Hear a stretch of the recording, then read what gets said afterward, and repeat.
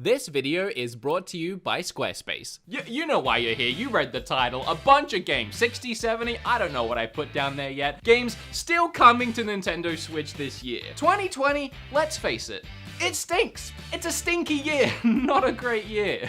And so I really wanted to make this video just to give you guys something to be excited for, to look forward to this year. Here's what I did. I went to Nintendo Switch's official website. I filtered all games coming in 2020 by release date. There was over like 100 games. I haven't just taken every Switch game coming out from now to the end of the year, including shovelware and a bunch of crap no one wants to play. No, I painstakingly went through each one of those games and I took the good ones.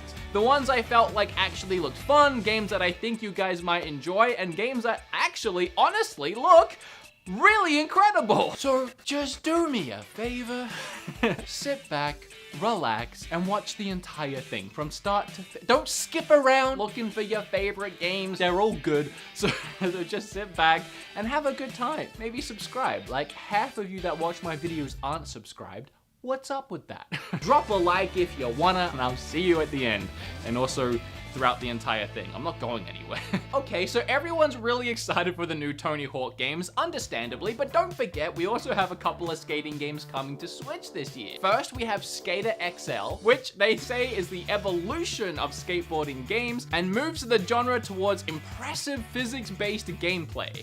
We'll see how that turns out. We also have Skatebirds. Skating games galore, yet still no Skate 4. Oh, that rhymed. In this one, you're a bird that can skate. I mean, do I have to say anymore? Rogue Company is a game coming to Switch by Hi-Rez Studios. Hi-Rez has already put a ton of free games on Switch, and Rogue Company looks like a battle royale kind of game. The animations are very stiff, but I do think it looks pretty fun. Bacon Switch, the couch co-op PvP game for up to 4 players. This game obviously gives off heavy Overcooked vibes, but every time I watch the gameplay, I am totally confused by what's going on. That being said, I look forward to playing this one with Kim. I hope we like it.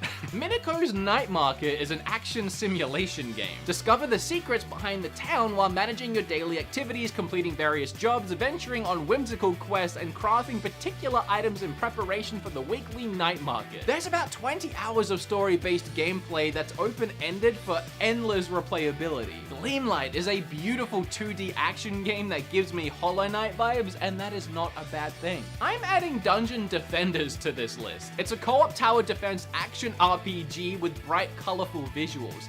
Could go either way on this one, but I think it looks fun. The Survivalist is still coming in 2020. It's a spin-off sequel to the very popular escapist games. Quantum League. This is one I have my eye on.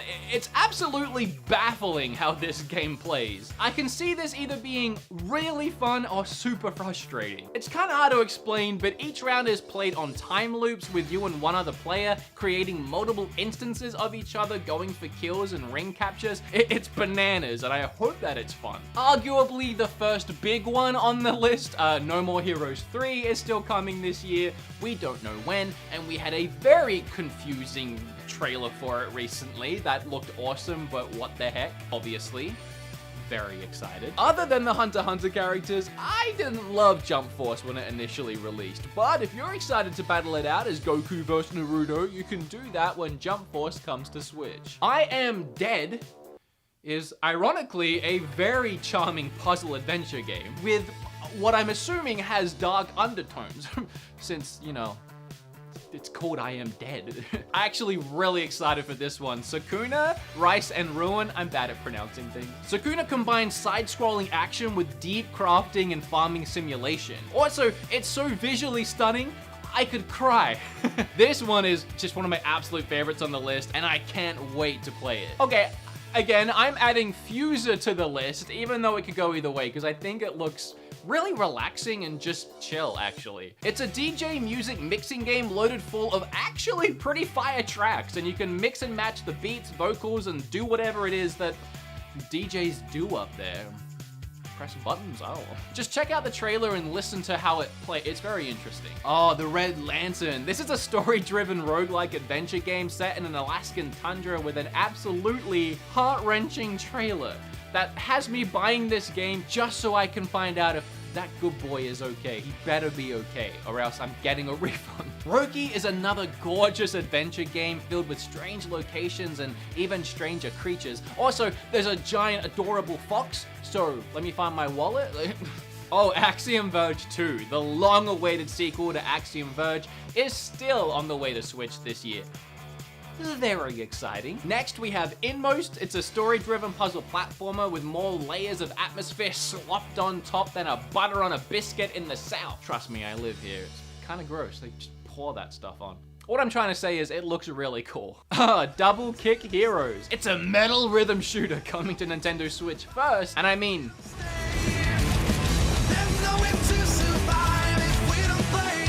I don't have enough money for this.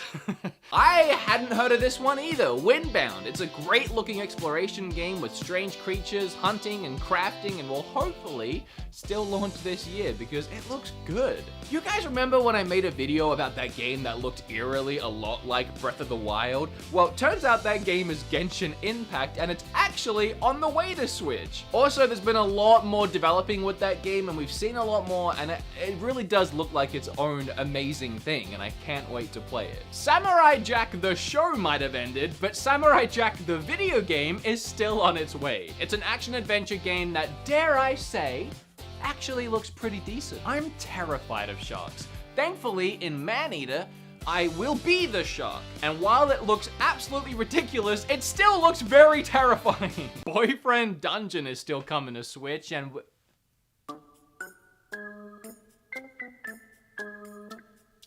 hold up a minute. They even got my abs perfect. Do I need a lawyer here? I'm not trying to say I look like that, but I look like that. Moving on, Spiritfarer is a cute game about dying. That's what they wrote, man. I don't know. Oh, this next one could be huge for you JRPG fanatics out there. Bravely Default 2. I am actually excited for this one. However, while I was researching for this video that you are currently watching, I only just found out that it's not being made by the same dev team that made all the other Bravely games. They actually passed this one on to a pretty much unknown brand new studio that before this game has only made like 2 mobile games that weren't received very well. Don't know what's going on there. Let's hope for the best for this Bravely Default 2. Cyanide and Happiness is taking a stab at the video game realm with a game very reminiscent to the recent South Park games. Interesting. I think by far the best collector's edition limited run games has done is for Golf Story. Well, I look forward to seeing what Limited Run might do with the sequel to Golf Story, Sports Story. It's a game about sports. Yay, sports! I am such a wimp. Like, it goes past my fear of sharks. I am just a big baby.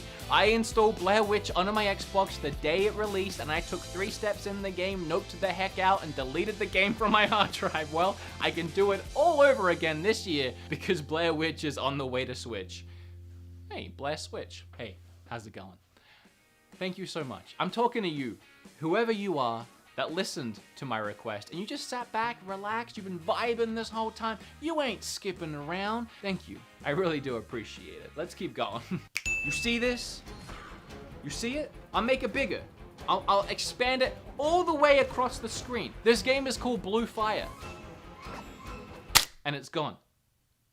Yeah, I'm buying it too. That one looks awesome. My true fans will know that I love pirate battleship games. It's a secret little nostalgic love I have. So it's pretty safe to say that I am excited for Sail Forth. The gameplay looks pretty good and it's just pretty. It looks really pretty. Holy freaking Joy-Cons, Batman! Baldo and the Guardian Owls is high on my list of games that I cannot wait for. It shoots out major Ni no Kuni vibes and has a world I just cannot wait to explore.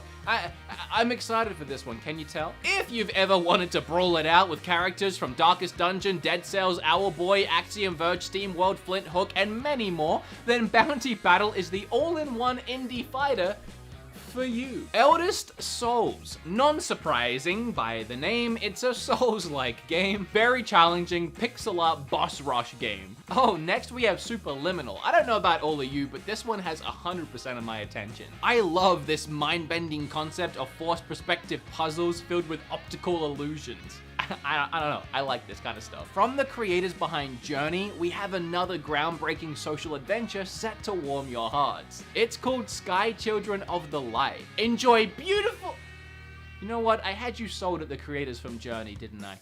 Yeah, I thought so. Moving on! Fogs! I'll be honest, I put this one on the list purely because it reminds me of Cat Dog. Alone in the world, there's a little cat dog! It does look fun. What the holy heck? Eastward. I hadn't heard of this one, but brought to you by Chucklefish Games, the same masterminds behind games like Wargroove, Starbound, and even another game on this list already, Inmost. I am not sure who taught these guys how to do pixel art, but those people need a raise. And then Chucklefish needs a raise. Eastward looks phenomenal, I can't wait. And then, the one that we heard about like 2 days ago for me, I don't know for you, Paper Mario, the Origami King. Yo, seriously, dude? I mean, we used to do all these fun sponsor spots together, and then what, you lock me in the closet? You never call me up anymore? What's going on? No, man, it's nothing to do with you. It's these back and forths that we have. It's really not easy to edit these. Well, you know what is easy? I don't know. I'm gonna guess making a website with Squarespace. Yeah. Squarespace is the all-in-one platform for making beautiful websites. It's super easy.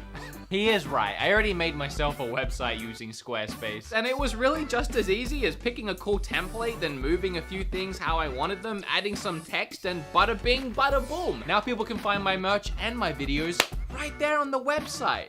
Yeah, and you should make your own website too, whether it's for your business or own personal reasons. I mean, I made a website on Squarespace so I can sell my collection of used towels. Why would anyone want to buy a used towel? Oh, I don't know, but I've been tracking my sales through the website. Sold nothing? Literally nothing, yeah. This is why I kept him in the closet. Look, just go to squarespace.com for a free trial. And when you're ready to launch your website, go to squarespace.com/beatemups to get 10% of your first purchase of a domain or website. Thank you, Squarespace, for giving me a reason to live. Do you want to get back to the video? I'd like to get back to the video. All right.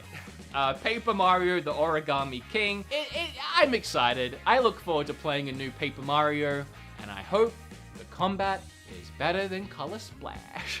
I hope you're an adult, or have an adult's permission, because Catherine, the mature action-adventure puzzler, is making its way to Switch on July 7th. It's a really quirky romp of a game with addictive puzzles and 13 different endings. Empire of Sin is a strategy game coming in spring that's hopefully a lot more fun than it looks. The Legend of Oh, hold on, wait a second, that doesn't sound right. The Legend of Heroes, Trial of Cold Steel 3. One heck of a title for hopefully one heck of a JRPG. This one will kill some time in isolation, that's for sure. I have been saying this since it was announced, but Minecraft Dungeons actually looks pretty good. It's a dungeon crawler set in the Minecraft world, and I'm down. I look forward to it. Don't at me, okay? I think it looks good. I also like Minecraft. World War Z is coming to Switch. This game is so much fun to play with friends. It's like Left 4 Dead, but with just a stupid amount of zombies. I remember Mafia 2. It's been a while. I look forward to replaying it on Switch. I remember it being, not exactly child-friendly. Brigadine, the Legend of Runeterra. I don't frickin' know. This game looks a bit beyond me, but if you're a hardcore strategy fanatic, this game is an endless Warground strategy simulator that looks kinda like Fire Emblem, but cranked up to 1000. Comes out June 25th.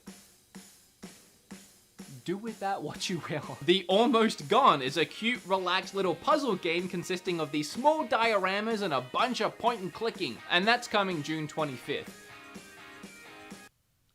Oh, how many have I got left? I've been up here a while. I think I wrote too much about each one. Brutalizing Demons is fun to do on the go, as we learned with the initial Doom on Switch, and Doom Eternal, that's still set to come out at some point this year. I don't know when. Oh, speaking of lighting a bonfire and just throwing your Switch straight into it, Crysis Remastered is on the way to the system. You know, the game that's notoriously set computers ablaze for the last decade. Yeah, they're gonna try and remaster that and then cram it on the Switch. That should be fun. For years, the retro gaming community thought that they had a fun little hidden gem of a game that no one else knew about, but secretly pretty much everyone did know about, SpongeBob Battle for Bikini Bottom Rehydrated is on the way to Switch. It's that old game but remastered and looking fantastic. And oh, I guess it ain't a secret no more. Speaking of hidden gems, the next one is Burnout Paradise. That's also, I'm pretty sure, what a lot of people consider as a hidden gem because it's an actual really fun driving game. And as someone who doesn't like driving games,